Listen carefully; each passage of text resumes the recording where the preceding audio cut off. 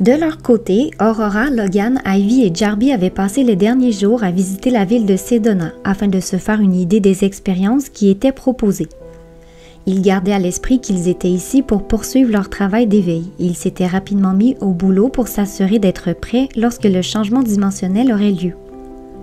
Puisqu'ils se doutaient que c'était une question de mois, ils avaient dû revoir leur stratégie, car l'objectif avait légèrement changé. Depuis qu'ils avaient pris conscience qu'il y aurait toujours des puissances obscures qui entraveraient l'évolution de l'être humain au sein de cette troisième dimension, le but n'était désormais plus de consacrer leur énergie à la création d'un nouveau paradigme, mais de s'extraire de cette matrice dans laquelle l'humanité était gardée prisonnière. S'ils voulaient avoir une chance d'y parvenir, ils n'avaient d'autre choix que d'approfondir la connexion avec leur conscience supérieure. Cet aspect plus élevé de leur identité était un guide fiable sur lequel ils pouvaient toujours compter.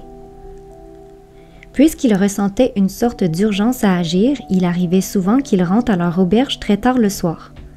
Mais depuis qu'Aurora avait vécu son expérience de mort imminente, elle éprouvait une grande fatigue. Comme elle ne s'était pas entièrement remise de ses émotions, elle avait de la difficulté à trouver le sommeil et faisait des cauchemars chaque nuit, ce qui l'épuisait davantage. Elle était cependant loin de se douter que Desdémone lui rendait visite régulièrement et pénétrait dans ses songes. Elle prenait plaisir à la tourmenter de façon subtile et discrète, mais elle avait l'intention d'augmenter l'intensité prochainement. Ce matin-là, Aurora insista tout de même pour les accompagner à l'activité qu'Ivy avait organisée. Cette dernière avait rencontré la propriétaire d'un centre de guérison situé à 2 pas de l'auberge et Aurora avait hâte de découvrir cet endroit. On y trouvait toute une gamme de produits et de services, tels le nettoyage d'aura, l'équilibrage des chakras et la suppression du karma. Le centre avait acquis une solide réputation au fil du temps et l'équipe était formée de médiums, de guérisseurs et de massothérapeutes de renommée internationale. À leur arrivée, ils furent chaleureusement accueillis. Ils passèrent une bonne demi-heure à visiter la boutique. Entre les bougies parfumées, les cartes d'oracle, les statuettes d'anges et les cristaux aux vertus thérapeutiques, Ivy ne sut dire ce qu'elle préférait. Aurora, pour sa part, fut charmée par la vaste sélection d'ouvrages et elle arrêta son choix sur un livre traitant du mythe des 7 races. C'était une légende qu'on retrouvait dans les textes védiques sur l'histoire des anciennes civilisations. De son côté, Logan resta en retrait, car l'endroit était bondé. Il observait avec découragement la file qui s'était créée à la caisse et il eut envie de rentrer à l'hôtel. Mais Jarby l'en dissuada. « Il y a des tableaux qui pourraient t'intéresser », insista-t-il en le tirant par le coude. « D'après mon évaluation, l'artiste a du talent. » Alors que les 2 hommes se dirigeaient vers l'arrière de la boutique, Ivy grimpa à l'étage. La propriétaire lui avait appris que les salles de lecture s'y trouvaient et elle l'avait mise au courant de la procédure. Elle jeta un coup d'œil dans le livre qui fournissait certaines informations sur les médiums et elle alla frapper à la porte de Destiny. Elle avait aimé la manière dont elle s'était décrite et fut ravie de voir qu'elle était disponible pour la recevoir. Le sourire aux lèvres, elle entra dans son bureau et fut impressionnée par les nombreux diplômes accrochés au mur. Doctorat en métaphysique, maître Reiki, professeur de yoga, certification en lecture angélique, elle semblait maîtriser plusieurs domaines. « Dis donc, vous avez plusieurs cordes à votre arc », s'exclama-t-elle en lui jetant un regard admiratif. « Pourtant, si je ne m'abuse, nous n'avons que quelques années d'écart. » Destiny lui confirma qu'elle n'avait que 29 ans et elle la pria de la tutoyer. D'origine irlandaise, elle avait les cheveux roux et un léger accent, ce qui la rendit fort sympathique aux yeux d'Ivy. « Alors, quel bon vent t'amène à Sedona ?» lui demanda-t-elle en l'invitant à s'asseoir. « Eh bien, je suis ici pour approfondir la connexion avec ma déesse intérieure. C'est l'expression que j'ai trouvée pour décrire ma conscience supérieure. Je trouve que c'est plus intime. » Destiny esquissa un sourire. « Effectivement, et sache que tu es au bon endroit. D'ailleurs, je te propose de débuter par une petite lecture d'âme, et selon les informations reçues, nous verrons quel type de soin est le plus approprié pour toi. » Ça me va, accepta Ivy avec son enthousiasme habituel. Alors, dois-je vous fournir certains renseignements à mon sujet? Nul besoin, car je vais me connecter à tes guides. Ce sont eux qui me transmettront les informations nécessaires. Surexcitée, Ivy ne put s'empêcher de lui demander si elle les voyait. Destiny secoua la tête. Je ne les vois pas, mais je les entends. D'ailleurs, j'en capte 2 pour l'instant, Raphaël et Uriel. Bien qu'Ivy eût peu de connaissances dans le domaine spirituel, elle reconnut ses prénoms et ses yeux s'écarquillèrent. « J'ai des archanges comme guides? » Ça m'en a tout l'air, et cela veut dire que tu es quelqu'un de spécial. Tout le monde ne peut pas se vanter d'être ainsi protégé. Sous le choc, Ivy songea qu'elle avait bien de la chance. « Est-ce qu'ils sont en train de communiquer avec toi? » lui demanda-t-elle. Destiny acquiesça. « Ils me disent qu'ils sont très fiers du travail que tu as accompli jusqu'à présent. Ils souhaitent également que tu saches que tu es une source d'inspiration pour les autres, car tu es naturellement porté à prendre la vie du bon côté.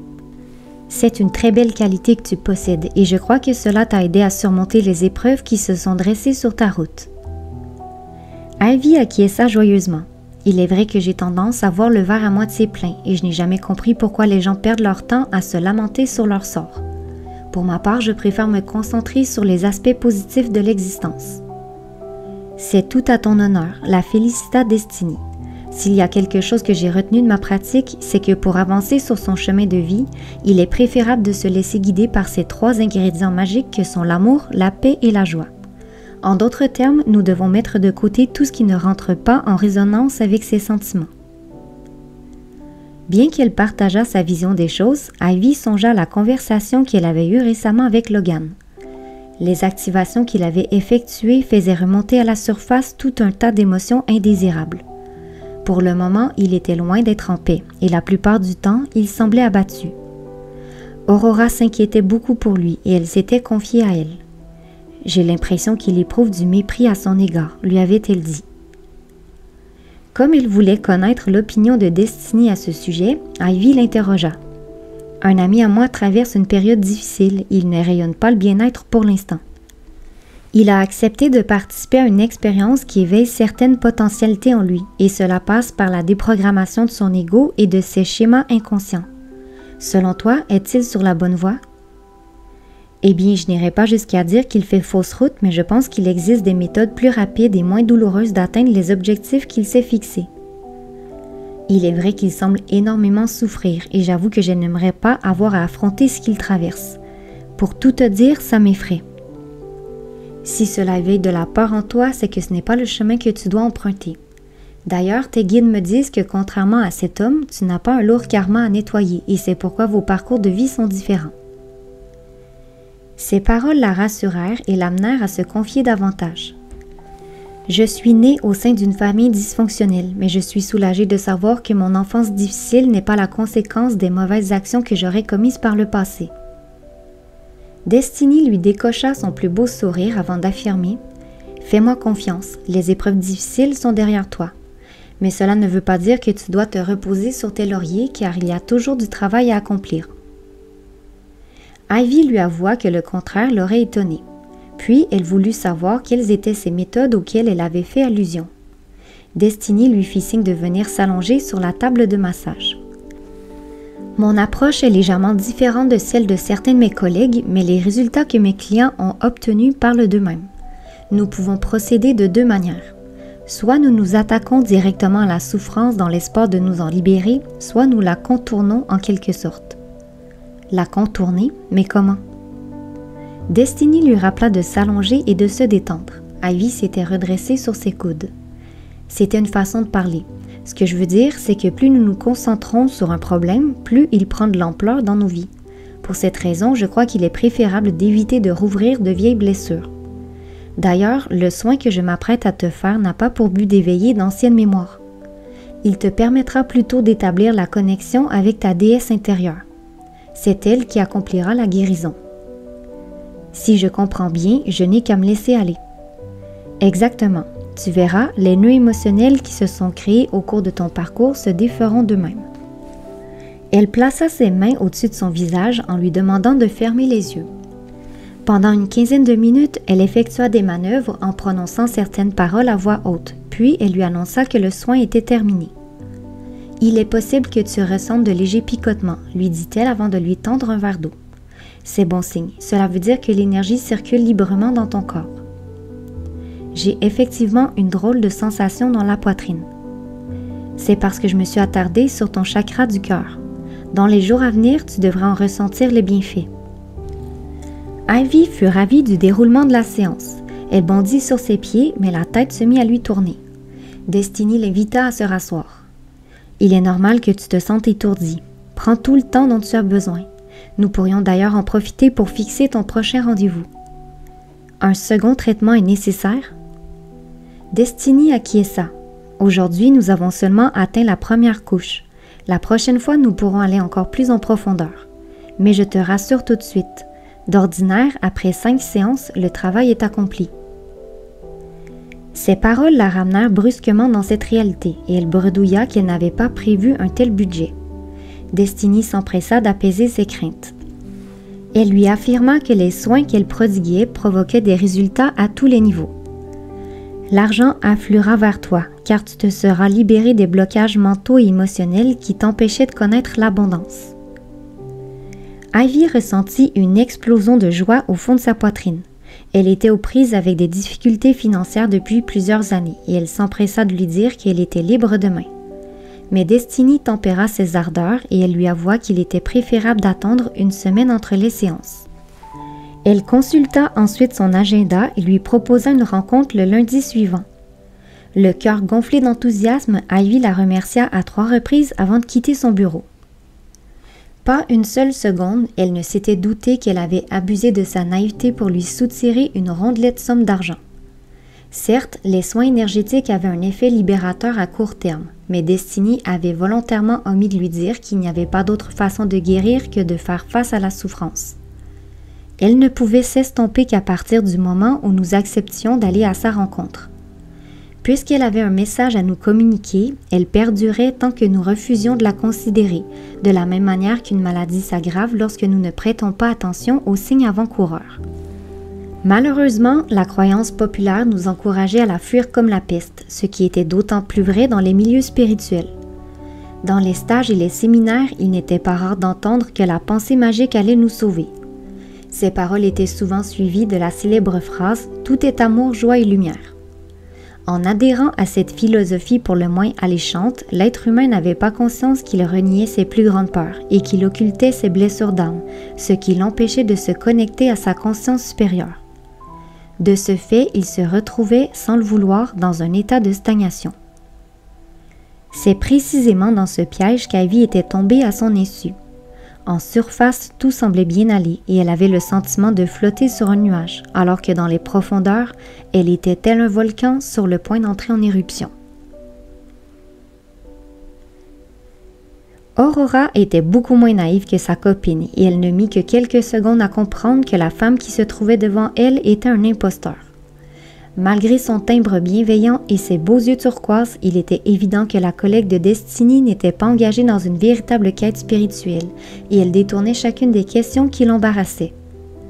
Aurora choisit tout de même d'entrer dans son jeu, histoire de voir si elle parviendrait à la démasquer. « Tu sais que tu as un prénom magnifique », la complimenta-t-elle. En vérité, elle le trouvait ridicule, mais son jeu d'actrice fonctionna. Félicité esquissa un sourire ravi. « C'est moi qui l'ai choisi, avoua-t-elle. Je trouve qu'il me convient mieux que celui que mes parents m'ont donné à la naissance. Émilie, c'est plutôt banal, et il y en a des tonnes à Phoenix.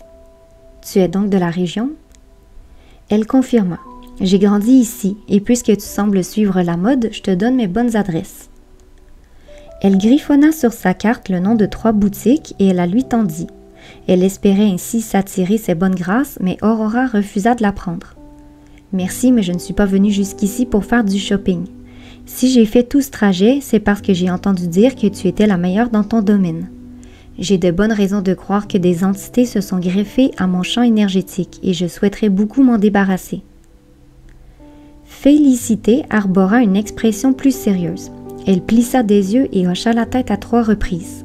« Ma pauvre, comment fais-tu pour te tenir debout » s'exclama-t-elle soudain. « Je n'ai jamais vu autant de parasites chez une même personne. Tu as bien fait de venir me voir. Sans intervention de ma part, tu n'aurais pas pu tenir le coup encore bien longtemps. » Elle lui fit signe de se positionner dos au mur et elle se plaça près d'elle, ses paumes orientées vers son chakra du 3e œil. Elle resta ainsi un long moment alors qu'Aurora l'observait en se demandant ce qu'elle était réellement en train de faire. C'est une très bonne actrice, songea-t-elle quand elle vit que la chair de poule avait envahi ses avant-bras. J'aimerais bien que tu m'expliques comment tu t'y prends, finit-elle par l'interroger. Elle était curieuse de voir quel mensonge elle allait inventer. Mais Félicité esquiva et fit allusion au secret professionnel. Elle fut surprise qu'Aurora revienne à la charge. « La plupart des personnes que je traite ne veulent pas entendre parler des entités, lui dit-elle. C'est étrange, tu ne trouves pas? Elles viennent vers moi pour que je chasse ces bestioles, mais en même temps, elles préfèrent croire que l'ombre n'existe pas. » Aurora se rappela ce qu'elle avait ressenti lorsqu'elle avait croisé la route de Lilith et elle marmonna « Je peux les comprendre. Je ne sais pas pour toi, mais ma première expérience a été pour le moins traumatisante. » Est-elle récente? Effectivement, c'est assez récent. Félicité répliqua que pour sa part, elle avait grandi dans une famille de sorciers. Elle avait découvert très jeune que cet univers n'était pas uniquement habité par des êtres aux intentions bienveillantes. Mon grand-père était le meilleur chasseur de fantômes de la région, se confia-t-elle. Je crois avoir hérité de son don. Elle laissa sa phrase en suspens car elle se sentit déstabilisée par le regard inquisiteur d'Aurora. Cette dernière en profita pour valider son ressenti. Ça expliquerait pourquoi tu as du succès dans ta pratique, mais dis-moi sincèrement, as-tu la moindre idée de ce que tu fais? Le rouge lui monta aux joues, mais Félicité tenta de dissimuler son embarras en adoptant un ton confiant. J'agis par instinct et l'expérience m'a démontré que c'était un guide fiable. C'est un bon guide, certes, mais tu devrais être honnête envers tes clients, la sermonna Aurora. Je te rappelle que dans ta description, tu te proclames coach de vie. Pour t'octroyer un tel titre, il faut avoir fait un sacré bout de chemin. Sinon, comment peux-tu espérer accompagner les autres? Tu me sembles plutôt te laisser voguer au gré du vent au lieu de te plonger à fond dans l'expérience. Déstabilisée par son attitude revêche, Félicité mit du temps à répliquer. Mes clients m'ont dit être très satisfaits des services que je leur offre. Tous les retours que je reçois sont positifs. Certains m'ont même avoué que depuis que je leur ai retiré les entités qui les parasitaient, ils se sentaient transformés. Aurora lui jeta un regard sceptique. Sans vouloir te vexer, mais je crois que ces gens manquent de discernement, car nous ne pouvons pas nous transformer d'un simple coup de baguette magique. La véritable transformation est un long processus, un chemin sur lequel nous avançons pas à pas. Le travail est quotidien et les intégrations nécessitent du temps et des efforts. Si tu marchais toi-même sur cette route, tu saurais que c'est un parcours qui est exigeant et qui demande une implication totale de notre part. Nous devons faire preuve de persévérance et de vigilance, car les pièges que nous rencontrons sont nombreux et nous avons tendance à trébucher. Du moins jusqu'à ce que nous soyons parvenus à retrouver notre pleine maîtrise. Elle se tut un instant pour jauger sa réaction et constata que ses paroles l'avaient atteinte. Elle poursuivit dans son élan. « Crois-tu que ton grand-père serait fier d'apprendre que tu te sers de ton don pour satisfaire tes propres intérêts? » Soudain honteuse, les beaux yeux turquoises de Félicité se voilèrent de larmes et elle détourna la tête. C'est alors qu'Aurora prit conscience qu'elle n'était pas si méchante après tout. Elle s'était simplement fait piéger par l'appât du gain. Ce monde est rempli de tentations de toutes sortes et nous ne devons pas nous en vouloir d'avoir succombé, dit-elle d'un ton radouci. L'important, c'est plutôt de se rendre compte de nos erreurs et de faire tout ce qui est en notre pouvoir pour ne pas les répéter. Félicité demeura silencieuse. Elle pensa que la vie venait de lui envoyer une grande leçon d'humilité. Aurora sentit qu'elle l'avait fortement bousculée et elle voulut conclure cette rencontre sur une note positive. Tu as la chance d'avoir des capacités qui peuvent réellement aider ton prochain. Tu dois simplement trouver de quelle façon tu souhaites en faire bénéficier autrui. Encouragée par ces mots, Félicité prit son courage à deux mains et elle lui demanda si elle voulait bien dîner avec elle. « J'ai l'impression que tu pourrais m'aider dans ma réflexion, » lui dit-elle, la voix pleine d'espoir. Heureuse du dénouement de la situation, Aurora accepta, mais elle négocia tout de même une condition. « J'ai menti lorsque j'ai dit que j'aimais ton prénom et je ne peux tout simplement pas me résoudre à t'appeler ainsi. Ce sera donc Émilie ou je devrai moi-même te rebaptiser. » Cette dernière s'esclaffa et elle lui avoua qu'elle s'était laissée influencer par ses collègues. Aurora répliqua. L'effet de groupe est puissant et c'est encore un piège que nous devons éviter. Mais bon, nous en reparlerons tout à l'heure. Sur ce, elle prit congé et alla retrouver Logan pour partager son expérience avec lui. Une fois qu'elle eut terminé son récit, il lui raconta qu'Ivy n'avait pas du tout vécu la même chose qu'elle. Elle n'est pas entrée dans les détails, mais j'ai cru comprendre qu'elle était pleinement satisfaite de sa rencontre. Aurora songea que ça n'avait rien d'étonnant, car sa copine était aussi crédule qu'un gamin pouvait l'être. Puis, elle lui demanda s'il devait intervenir. « L'expérience est le meilleur enseignant qui soit », rétorqua Logan. « Et puis, je crois que cela lui permettra de développer son discernement. » Aurora acquiesça. Elle trouvait effectivement que cette qualité lui manquait. Ce sera difficile de la regarder s'enliser, mais elle en ressortira grandie. Et maintenant, que dirais-tu de rentrer? J'aimerais lire quelques chapitres avant d'aller dîner. À ce propos, tu m'en voudrais si je ne vous accompagne pas? Tu ne te sens pas bien? Ça va, c'est juste que cette matinée m'a épuisée. Elle savait qu'il n'aimait pas les endroits bondés, mais elle sentait qu'il ne lui disait pas toute la vérité. Elle mit cependant ses craintes de côté et le remercia d'avoir fait l'effort de venir. « Qu'est-ce que je ne ferais pas pour toi ?» la taquina-t-il en l'entraînant à l'extérieur. « C'est bien la première fois que j'accepte de mettre les pieds dans un endroit pareil.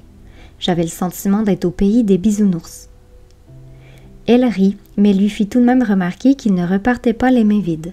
Il répliqua. « C'est Jarby qui me l'a offert, et si tu veux connaître mon avis, ce tableau ne vaut pas le prix qu'il a payé. » Dans ce cas, pourquoi l'avoir accepté? Il lui avoua que c'était pour lui faire plaisir, mais il se garda de lui dire que cela commençait à lui peser.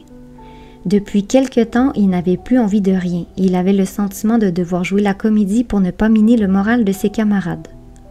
Mais le contraste entre ses ressentis et la réalité prenait une telle ampleur qu'il ne lui était plus possible de feindre le bonheur.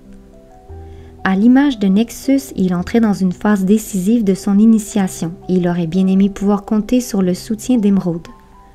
Mais comme il l'avait dit à Aurora, il devait entreprendre ce travail par lui-même s'il souhaitait parvenir à la maîtrise. Pour cette raison, la vie venait de lui offrir le plus beau des cadeaux, même si pour l'instant, il avait plutôt l'impression d'avoir reçu un cadeau empoisonné.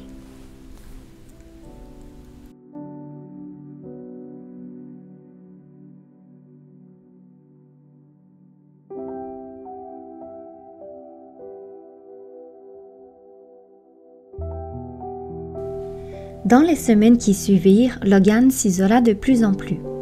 Les activations qu'il avait faites avant leur départ pour l'Arizona agissaient sur sa psyché. Il avait le sentiment que les piliers sur lesquels sa vie reposait s'écroulaient les uns à la suite des autres. Cela créait un angoissant vide intérieur, et par moments, il se demandait s'il n'était pas en train de sombrer dans la folie. Afin de se rassurer, il entreprit de faire des recherches sur le net, alors que Aurora était sortie pour la soirée avec sa nouvelle copine. Après avoir survolé quelques articles, il tomba sur un site médical et il fut attiré par la section traitant des troubles dissociatifs. Il se plongea à fond dans la lecture et découvrit que son état était comparable à ce que les psychiatres nommaient « troubles de la dépersonnalisation ». Parmi les symptômes qui y étaient associés, on retrouvait un détachement physique et émotionnel. De plus, l'individu avait l'impression d'être déconnecté de son environnement, un peu comme s'il devenait un simple observateur de sa vie au lieu de se sentir impliqué. C'est pourquoi le monde extérieur me paraît irréel et que tout me laisse indifférent, comprit-il. Légèrement apaisé, il poursuivit ses recherches et tomba cette fois-ci sur un site qui abordait la question d'un point de vue spirituel. Il apprit que ces symptômes douloureux qu'il ressentait correspondaient à une déconnexion de la réalité de troisième dimension, et cela avait pour but de le préparer à accueillir les fréquences des plans supérieurs. Bien sûr, cela était très déstabilisant pour l'ego. Ce processus de restructuration passait par le démantèlement de tout ce qu'il avait tenu pour vrai jusqu'à ce jour. Ses repères sécurisants n'existaient plus. Il était désormais livré à lui-même, il se sentait comme un aveugle qui avance dans le noir absolu.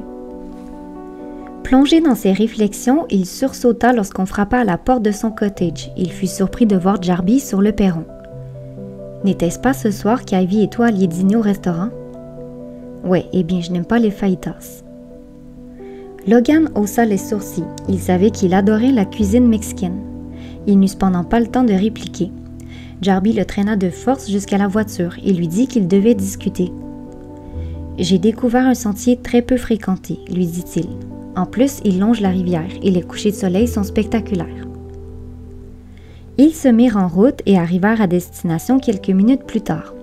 Le parking était désert et Logan fut agréablement étonné de voir que son copain avait dit vrai. Il balaya du regard les immenses rochers rouges qui s'élevaient vers le ciel. Il se demanda pourquoi il n'y avait pas plus de monde dans un si bel endroit. Jarby interrompit une fois de plus ses réflexions et il l'entraîna vers le sentier. « Je me fais du mouron pour toi et je ne suis pas le seul, » lui avoua-t-il d'un ton émotif. « J'ai longuement discuté avec Aurora et nous sommes d'accord pour dire que ça ne peut plus durer. Tu dois nous dire la vérité, sinon nous ne pourrons pas t'aider à traverser cette mauvaise passe. » Bien qu'il se fût douté qu'il aurait à avoir cette conversation tôt ou tard, Logan aurait préféré attendre d'être en meilleure forme avant de se confier. Malheureusement, il sentit qu'il ne pourrait pas se dérober et le regard insistant de Jarby le lui confirma. Il prit donc une profonde inspiration avant de se lancer dans les aveux. « Cela va fort probablement te sentir étrange, mais j'ai l'impression qu'une part de moi est actuellement en train de mourir et c'est ce qui rend l'expérience aussi terrifiante. J'ai beau savoir que cela fait partie du processus de conscientisation, il n'empêche que d'être témoin de sa propre agonie n'est pas une chose à laquelle nous sommes préparés. Ajoute à cela le fait que je n'arrive plus à me connecter à vous et tu commenceras à avoir un aperçu de la souffrance qui me consume. » Jarby le dévisagea. « Tu n'arrives plus à te connecter à nous, mais que veux-tu dire? »« Je veux dire que tout ce qui vous intéresse me laisse de marbre, comme cette toile que tu m'as offerte l'autre jour. Lorsque je la regarde, elle ne fait naître aucune émotion en moi, et ce n'est pas parce que l'artiste n'y a pas mis toute son âme. Simplement, je n'éprouve plus le moindre intérêt pour l'art. Pour être honnête, je n'éprouve plus le moindre intérêt pour rien. » Abattu, il ne remarqua même pas que les rayons du soleil miroitaient sur la rivière. Pourtant, il avait l'habitude d'accorder de l'importance à ce genre de détails. Jarby ressentit sa détresse et il tenta de lui remonter le moral. « Il y a une chose qui te tient encore à cœur, et cette chose, c'est ce qui te permet de te connecter à nous, même si tu crois que tu n'y arrives pas. » Logan tourna la tête vers lui, et Jarby fut heureux de constater qu'il avait réussi à capter son attention. Il poursuivit dans son élan et lui avoua qu'il faisait allusion à l'amitié. « Peu importe les épreuves que nous avons traversées, c'est ce qui nous a toujours unis, mon vieux. Ce n'est donc certainement pas aujourd'hui que le lien se rompra, et tu veux savoir pourquoi? Parce que je connais ton essence et elle ne périra pas dans la tempête. Au contraire, elle brillera davantage lorsque tous les voiles de l'illusion seront tombés. » Un léger sourire éclaira le visage de Logan. Il n'avait pas l'habitude d'entendre son copain s'exprimer ainsi. C'était presque poétique, le nargua-t-il. Jarby lui adressa un clin d'œil complice. « Il était grand temps que tu découvres mes talents cachés. Mais pour en revenir à cette histoire de connexion, je crois que tu te mets trop de pression. Ce n'est pas parce que tu ne partages plus nos centres d'intérêt que tu dois t'isoler pour autant. » Son commentaire entraîna Logan à se replonger dans ses pensées. Il sursauta lorsqu'un chien aboya. Un instant plus tard, le cabot était à ses côtés. Il se pencha pour le caresser. Son maître les rejoignit au pas de course et il échangea quelques mots avec lui. « D'ordinaire, César ne va pas vers les inconnus, mais il semble grandement vous apprécier. C'est peut-être parce que j'adore les animaux. » Jarby se joignit à la conversation et lui fit remarquer qu'il les aimait tout autant. Pourtant, César avait grogné dès qu'il avait tenté de s'en approcher. L'homme lui expliqua que les chiens possédaient une grande sensibilité qui leur permettait de capter les vibrations des individus. « Vous avez bon cœur, » dit-il à Logan en lui adressant un sourire chaleureux. Puis, il poursuivit sa balade et dut siffler pour que son compagnon à quatre pattes le rejoigne. Jarby le regarda s'éloigner, puis il se tourna joyeusement vers Logan. « Cela confirme mes propos. Malgré les remous tumultueux qui s'agitent en toi, ton essence demeure inchangée et c'est ce qui te connecte naturellement à autrui. » Logan soupira. « Je te l'accorde, il n'en reste pas moins que je ne sais plus comment me comporter avec vous. Le premier pas serait de cesser de croire que tu dois modifier ton comportement pour nous plaire. Et puis j'ai toujours admiré cette qualité que tu as de te montrer tel que tu es. Tu n'as jamais voulu rentrer dans le moule, même si cela t'a attiré les moqueries de certains de nos camarades de classe. » Logan ne put s'empêcher de grimacer. Il gardait un très mauvais souvenir de cette époque. « On me surnommait l'extraterrestre, marmonna-t-il. Heureusement que tu étais là, car je me serais senti bien seul. » Jarby lui donna une claque amicale dans le dos. « Les gamins peuvent parfois se montrer mesquins, mais c'était parce qu'il était jaloux de ton potentiel. D'ailleurs, je dois avouer que j'ai moi-même été intimidée. Mais lorsque j'ai appris à te connaître, je me suis rapidement rendu compte que la dernière chose que tu désirais, c'était de te faire remarquer. Tu voulais plutôt passer incognito, mais tes capacités faisaient en sorte que tu te démarquais bien malgré toi. Et maintenant, pour en revenir à cette agonie dont tu parlais, je peux comprendre que ce soit douloureux. Avoir à abandonner des parties de soi n'est certes pas facile et j'admire le courage dont tu fais preuve. Pour ma part, rien que d'y penser, je sens de fortes résistances monter en moi. Ces paroles rappelèrent à Logan une phrase importante qu'Émeraude avait prononcée lorsque le Haut Conseil était venu à leur rencontre dans la forêt. « Votre degré de résistance est le plus grand obstacle que vous rencontrerez », avait-elle déclaré. Aujourd'hui, il pouvait confirmer la véracité de ces mots. C'est une véritable lutte qui s'opère en nous, dès l'instant où nous nous aventurons sur ce chemin. Puisque l'ego a peur d'avancer vers l'inconnu, il s'oppose à tout ce qui ne lui est pas familier. Je crois que c'est pour cette raison que je ressens une sorte de contraste à l'intérieur de moi. D'un côté, mon mental se cramponne comme un forcené, alors que de l'autre, une nouvelle force émerge des profondeurs. C'est d'ailleurs cette force qui me permet de tenir le coup. Sans elle, je me serais effondré depuis longtemps. Il s'interrompit un instant. Il venait d'apercevoir les rayons qui dansaient sur les eaux calmes. Ce spectacle envoûtant l'apaisa et l'incita à ralentir la cadence. Tu sais ce qui est le plus difficile à accepter dans toute cette histoire? C'est de prendre conscience que nous avons passé notre vie à nous accrocher à des illusions, mais ce n'est pas pour autant que nous arrivons à les laisser s'en aller. Il s'immobilisa soudain face à la rivière. Pour reprendre cet exemple dont Ivy se sert souvent, j'ai longtemps cru qu'il était préférable de voir le verre à moitié plein. Comme elle, cela me rassurait de me concentrer sur le positif, au lieu de m'attarder sur toutes ces choses que je jugeais négatives. J'ai cependant compris dernièrement que je faisais fausse route. Il ne s'agit pas de voir le verre à moitié plein ou à moitié vide, mais de le contempler dans son entièreté. Enfin, c'est une métaphore pour te dire que c'est la même chose concernant l'être humain. C'est-à-dire que notre perception de nous-mêmes est bien souvent biaisée. Plutôt que d'embrasser nos parts d'ombre et de lumière, nous préférons rester en superficialité et accepter uniquement les aspects de notre personnalité qui concordent avec l'image que nous souhaitons projeter. Mais en agissant ainsi, nous n'avons pas accès à ce qui sommeille dans les profondeurs de notre être, et pour avoir déjà fait de la plongée, je sais que c'est à cet endroit que les plus belles choses se révèlent. Le regard rivé sur la rivière, Jarby demeura songeur un long moment. Il finit par avouer qu'il n'avait jamais eu de difficulté à assumer ses défauts. « Je me fiche bien de l'image que je projette, et si j'ai bien suivi ton raisonnement, cela voudrait dire que j'ai un pas d'avance sur toi », s'exclama-t-il avec humour. Logan sourit. « Il est vrai que tu n'as jamais éprouvé le besoin de plaire, et c'est pourquoi tu as toute mon admiration. Moi, j'ai encore du travail à faire à ce niveau. La preuve, c'est que je me suis isolée pour ne pas vous faire subir ma mauvaise humeur. » Au même moment, il prit conscience qu'il n'avait jamais ressenti le besoin de plaire à tous, mais uniquement à ceux qui avaient de l'importance pour lui. Il partagea sa réflexion avec lui. Jarby arriva à une autre conclusion. « Tu n'as jamais souhaité plaire à tout prix. Je crois plutôt que tu as peur de nous décevoir. C'est différent, et selon moi, cela provient du fait que tu t'es fixé des critères de perfection qui sont, disons-le, irréalistes. D'ailleurs, je crois que ton vaste potentiel est à l'origine de cet idéal que tu désires atteindre. Puisque tes capacités sont supérieures à la moyenne, tu exiges de toi la perfection et tu es déçu lorsque tu n'y arrives pas. De ce fait, tu crains que nous le soyons également. » Logan fut surpris par sa perspicacité. Jarby enchaîna. « Si ça peut te rassurer, nous sommes bien conscients que tu es un être humain avant tout, et bien que tu sois un modèle pour nous tous, nous n'exigerons jamais de toi l'excellence. Et puis la perfection, c'est chiant, tu ne trouves pas? » Logan rit. « Tu as raison, et je te remercie de m'avoir traîné jusqu'ici. » « Pas de quoi. » Ils se regardèrent en silence un long moment, puis Jarby renchérit avec un brin d'émotivité dans la voix.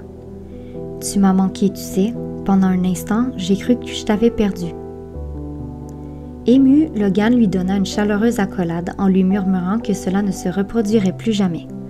Puis ils allèrent s'asseoir sur un banc face à la rivière afin d'être aux premières loges pour admirer le coucher du soleil. Cette nuit-là, Logan fit un rêve étrange qui, au réveil, le laissa sans voix. Comme il sentait que les informations qu'il avait reçues étaient de la première importance, il se glissa hors du lit en prenant soin de ne pas faire de bruit. Puis, il se dirigea vers le salon pour en faire la retranscription. Le sommeil d'Aurora était très agité depuis quelque temps. Il jugea bon de la laisser dormir. Il se doutait qu'elle allait ronchonner à l'idée de ne pas avoir été mise au courant sur le champ. Une fois bien installé dans le fauteuil, il nota la scène dont il avait été témoin en tentant d'être le plus précis possible. Je suis dans un stade immense à ciel ouvert et je ne sais pas pour quelle raison, mais on m'a permis d'assister à un colloque qui réunit un groupe d'êtres très anciens. En observant l'assistance, je me rends compte que je suis l'unique représentant de ma race, ce qui accroît mes interrogations. Je ne comprends pas ce que je fais ici et je suis davantage étonnée lorsque je m'aperçois que personne ne se soucie de ma présence. Je finis par me dire que c'est peut-être mieux ainsi. Je me fais discret et je tends l'oreille, car le débat commence. Un être à la peau tirant sur le bleu et aux grands yeux félins prend la parole et nous souhaite la bienvenue. Il se prénomme Nicodème. Puis un être ressemblant étrangement à un elfe fait son entrée sur la scène. De grande taille, il est mince et athlétique et sa peau est d'un blanc très pâle. Il parle avec force et conviction et je comprends rapidement qu'il exerce une grande influence sur la foule. Nous nous sommes rassemblés aujourd'hui pour discuter de l'avenir de nos frères et sœurs qui, comme vous le savez, sont gardés prisonniers à leur insu. Le filet énergétique qui a été posé sur leur monde entrave leur progression et les plonge dans un cycle d'involution qui tire cependant à sa fin. L'heure de la libération a effectivement sonné et c'est pourquoi nous avons des décisions importantes à prendre. Puisque je me suis moi-même incarnée à plusieurs reprises sur cette terre de troisième dimension, je connais les difficultés qu'affronte actuellement l'humanité et je peux affirmer que sans intervention de notre part, il n'y aurait point d'espoir. L'être à la peau bleutée l'avait secondé sur ce point, mais l'avait aussitôt relancé. Nous avons accepté de veiller sur eux, car ils font partie de notre famille et nous maintiendrons notre position. Cependant, nous ne pouvons pas faire tout le travail à leur place. J'en suis conscient, mais vous devez admettre que ce que nous attendons d'eux est impossible dans les circonstances. La connexion à leur source est pratiquement inexistante et elle ne tient plus qu'à un fil. Il n'empêche que tu as trouvé le moyen de t'extirper de cette prison, Jacobus. J'y suis parvenu grâce à mes origines. Les vibrations dont je suis porteur m'ont permis de m'éveiller plus rapidement, mais n'oublions pas que les êtres qui évoluent sur cette planète proviennent de différents mondes. Conséquemment, ils ne sont pas tous au même stade d'évolution. J'en conviens, mais la clé pour sortir du labyrinthe se trouve tout de même à l'intérieur de leur ADN. Tous ceux qui entretiennent l'intention de retrouver leur état originel le peuvent. Pour cette raison, je crois qu'il faut continuer de garder un œil sur eux, mais notre intervention ne devrait pas aller au-delà. Je suggère même que nous arrêtions le travail que nous effectuons pour désactiver l'armure dimensionnelle érigée par les apophyses. L'elfe avait secoué vivement la tête. Sa longue chevelure blonde avait virevolté autour de son visage. « Monsieur le Président, sauf votre respect, je vous demande de reconsidérer votre position. Si nous nous retirons, la très grande majorité des hommes resteront prisonniers des boucles du temps. Est-ce vraiment ce que nous leur souhaitons? Jacobus, tu sembles oublier que le choix leur appartient. Nous pouvons certes leur prêter main forte, mais nous ne pouvons interférer dans leur évolution. Si une âme choisit que le moment n'est pas venu pour elle d'ascensionner vers la densité supérieure, nous devons respecter sa décision. Encore une fois, j'en suis bien conscient, mais laissez-moi également vous rappeler que les forces évolutives ont outrepassé les bornes. Si nous n'agissons pas, tous ceux qui font partie de l'équipe au sol ne pourront pas rentrer à la maison. Je les observe depuis quelque temps maintenant et je ne vous cacherai pas que je suis très inquiet. Bien que certains soient parvenus à recouvrer la mémoire et à se reconnecter progressivement à leur source, ils se font constamment tirer vers le bas. Nicodème avait riposté. Si je ne m'abuse, ces êtres sont soutenus par les légions angéliques. Vous avez raison, il n'empêche que certains d'entre eux ont subi plusieurs attaques. Cela veut dire qu'ils sont sur la bonne voie, car tu sais aussi bien que moi que la lumière attire l'ombre. Et maintenant, il est temps de passer au vote. Alors que Logan terminait la transcription, Aurora le rejoignit au salon et lui demanda ce qu'il était en train de faire. Il lui tendit la feuille et attendit de voir sa réaction. Elle demeura immobile jusqu'à ce qu'elle ait terminé la lecture, mais ses yeux s'écarquillèrent à plusieurs reprises. Alors, ce résultat finit-elle par s'enquérir? Je me suis malheureusement réveillée avant de le connaître. Déçue, elle arpenta la pièce un long moment avant de tirer sa conclusion. Nous devons trouver un moyen de contacter Jacobus. Contrairement à cet être aux yeux de chat, il semble réellement se soucier de nous. Je suis d'accord. Et puis, la discussion que j'ai eue avec Jarby m'a fait réaliser qu'un petit coup de pouce était parfois nécessaire. Elle esquissa un sourire d'approbation. Je suis heureuse qu'il soit parvenu à te faire entendre raison.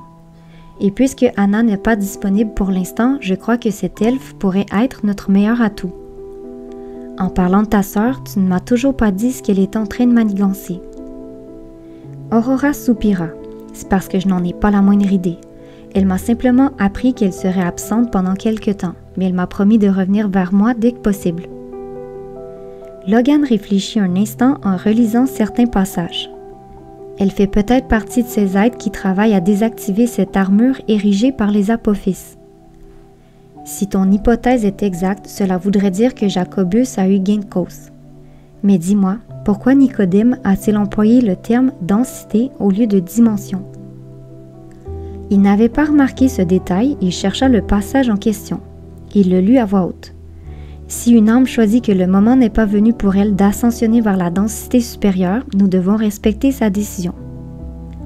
C'est la première fois que j'entends ce terme, mais j'imagine qu'il signifie la même chose. Probablement. Et maintenant, comment faisons-nous pour entrer en contact avec Jacobus? Je crois que ta copine est la solution. Ivy? Non, Swan. Je n'y avais pas pensé. Malheureusement, elle n'a toujours pas recouvré la mémoire. Peut-être, mais elle est tout de même parvenue à contacter Charlie et Liajad lorsqu'elle était à bord de l'avion. Ça veut dire que ses capacités psychiques ne sont pas totalement endormies. Elle ne partageait pas son enthousiasme, car elle avait discuté avec Shevan récemment. Elle lui avoua qu'aux dernières nouvelles, les choses n'évoluaient pas positivement du côté de Swan.